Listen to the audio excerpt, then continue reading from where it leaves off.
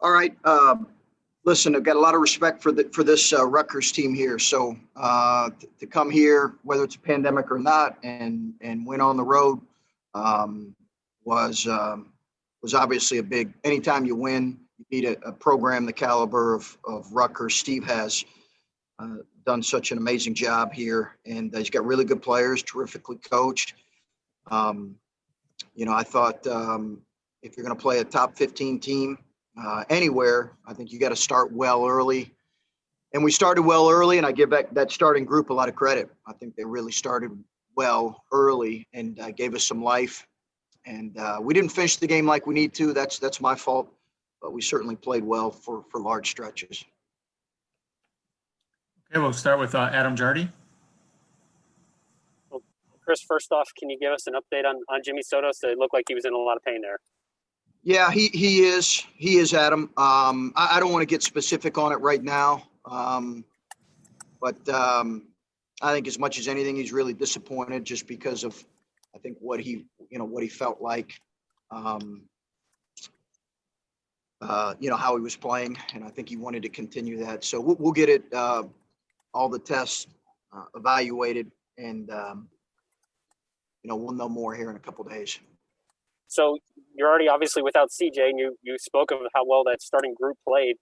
What did you think of how collectively you replaced CJ, and how vital was Jimmy to that? I thought he played really well. I thought he defended well. I thought he created offense with his ability to get in the lane. I thought his decision-making was good. I thought Justice's decision-making was good as well. But I thought Jimmy settled us in a lot of ways, and he was able to keep their guards in front. So I was, really, really pleased.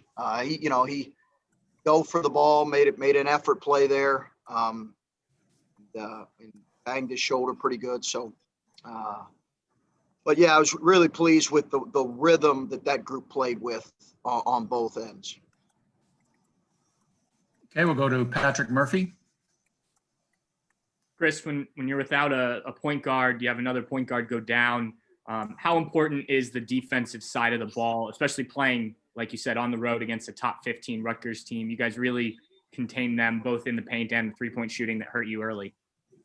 Yeah, I thought defensively we were good. We were pretty locked in. They're twisting of ball screens bothered us a little bit. They got downhill.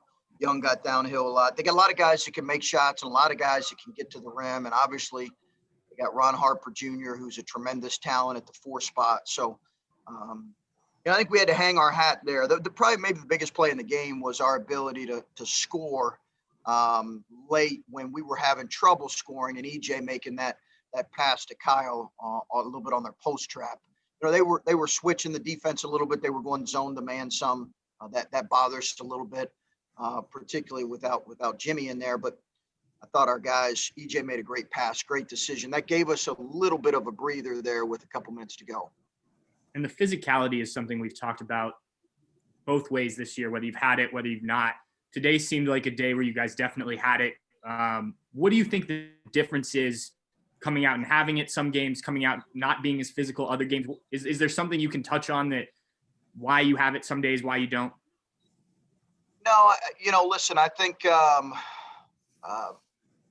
this league presents a lot of different styles and a lot of different ways in which teams play, and the way in which they defend you. Some teams defend you completely differently, and you got to be able, if you're going to be a good team, you have to be able to play and attack people differently, offensively and defensively in your system. And I just think in general, certainly their physicality bothers at Minnesota, but we also didn't attack them as well as we needed to, and that's my fault. So, I thought today our guys got in a good rhythm, getting up, helped. We made some shots too. Listen, I think I want to overthink it too. We were able to make some shots, which makes such a huge difference. Okay, we'll go to Brendan Gulick. Hey, Chris, congrats on a big win. Hey, we've talked a few times here this year about, end of the first half, beginning of the second half. You guys closed the first half on a 22-4 run over the last 8 minutes, and you opened the second half on a 13-4 run.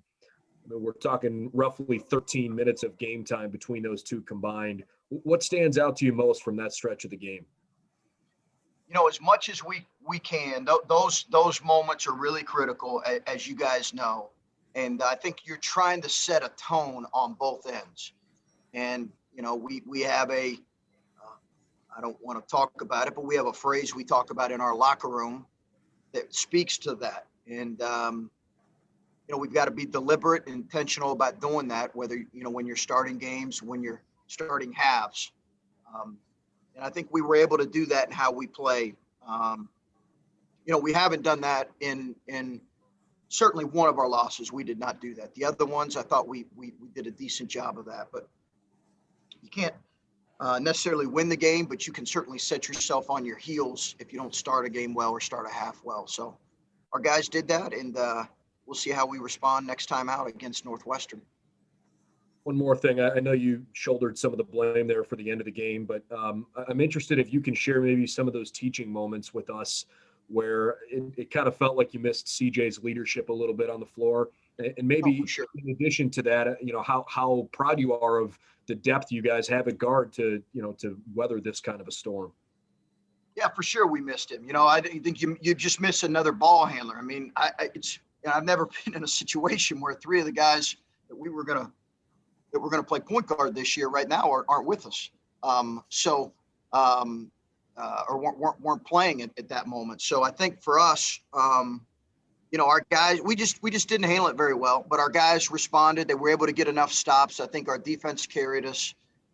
Clearly, you know, we've got to do a better job as coaches putting them in places, better spots, and they got to be stronger with the ball. We got to make better decisions. Dwayne has to make better decisions there late. Okay, next up, Rusuli. You walked right into what I wanted to ask you. Dwayne, you have joked before about the good and the bad with Dwayne and putting up with that. The step back three in the first half, I think probably emboldens him to do some of the stuff he did in the second. Just could you give me a capsulization of your range of emotions today as you watch Dwayne get you out to that lead and then maybe put your lead in peril?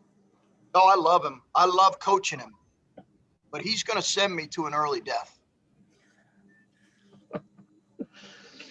Okay. I love coaching him, but he will send me to an early death.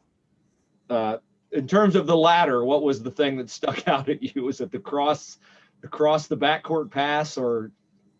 Yeah, I think it was that. It was his cross court passes in the half court, but you know, he brings joy to playing, which we love about him. He brings joy to playing, and he brings a great, you know, spirit to playing the game and competing, and got a lot of confidence in what he can be. But no question, he's taken years off my life. EJ was hard on himself after Minnesota. I wonder, in terms of EJ, Kyle, and Zed today inside, Johnson was quite motivated off the first loss. Just if you could collectively summarize the play of your posts today. Good, really good. I thought our forwards have played well for the bulk of the season, as you guys know. You know, the games that we've won, the teams that we've beaten, whether it's UCLA and Cleveland or whatever, our forwards and and I would include Zed in that in terms of our collection of forwards, have played very well. But when we've won important games or even had a chance to win a game on the road like Northwestern, our forwards have played very well. And they did that again today. EJ's a sophomore. He's our second youngest kid. He's one of our best players. He's going to go through ups and downs in this league. But I thought he did a great job today battling. Great job today battling and staying aggressive. Thank you. Okay, we'll go back to Adam Jardy. Chris, I know it wasn't very long, but we got to see some Michi, and he's put him in a couple of interesting moments. What did you see from him? How did you think he handled getting started? Good. I was really proud of Michi. I can't overstate how hard that is for him to get to campus when he got to campus, go through all of the important stuff of the battery of tests, medical tests, just begin live practice 2 days ago, and then play a top 15 team on the road. So I give him a ton of credit. He just is going to have to, it's going to be a slow build with him. I give him a ton of credit, and excited about, him continuing to grow. And you got threes from both EJ and Kyle. We've talked to you a lot about if those guys can expand their game to the 3-point arc, what that does to the offense. Did you see them knocking down shots maybe impact how Rutgers was guarding them going forward? Did that help with some of the success you guys had in the post? Yeah, good question. I don't think it generally changes how teams play you, Adam, unless they know you can make about 4 or 5 and beat them in a game. That's typically what we've learned with teams that scout us or play us. You got to be like a Justin Orange, where they're going to hug him because they know he can make 4 in a game, or Dwayne. I think Jimmy has that ability, Seth. But those guys need to take open ones. Both of them were open. Wide open, but they don't. That's also not. That's not who they are. Their game's not defined by that, and they can't settle for those. But the EJ's got great mid-range touch. We know that about him. He's got great mid-range touch. He's beginning to expand, his range out to the college line. You've seen him make a few here, but he still needs another summer of a lot of work to where that thing I think will be consistently a part of his game as he puts another summer together. Okay, we got time for a couple more. We'll start with Colin Haas-Hill. Chris, a follow up on that, the trio of bigs and Kyle, EJ, and Zed, if you want to call them that. And what is the difference when they have a night like tonight where they're playing really well and being really impactful versus maybe other games where, their impact is lesser in your mind? Which guys? I'm sorry, Colin. EJ, Kyle, and Zed. I think it's a byproduct of the league and how they're defending. Sometimes they see heavier traps. They saw heavier traps in the second half. We've got to help them with that. Other guys got to benefit from, like EJ allowed other guys to get offense today. Some of it is size, but our guys have played also very well against size. They're big at the 5 here. But they're not necessarily, as big as other teams in the league. But I think I think it's, as much as anything, sometimes it's a mindset and a mentality, but other times you got to give the other team credit. They've just, some of those teams we played have been more physical than us. At least Minnesota was. This is sort of just like a basic question, but what is the feeling of a team coming off a road Big Ten win versus any other win? Great. Great. But I got to ask you the other day about, what was their mood and mindset after the hearing CJ's news, and they were disappointed with CJ, but this group's their spirits have been really good. They've been really positive. They understand life in this league because they've been through it. Some of them have been through it. Guys have really embraced and bought into getting better. We know, I think, as you said to me a month ago, we're a work in progress. We understand that. But our guys' mindset and mood has been really good. Okay, final question from Brendan Gulick. Chris, given all that you talked about here with the front court and the morale and all of those things, Big Ten Network said today that Coach Peichel called you guys the most physical team in the conference, and it was kind of a testament to the heart with which you guys play. What's it mean to have that kind of level of respect from other coaches around the league? Well, he's a tremendous coach, so I think anytime someone like Steve is saying that, it means something. EJ's a physical guy, even though he can be a little bit undersized. So can Kyle, even though he's slighter. I think Zed is clearly a physical kid.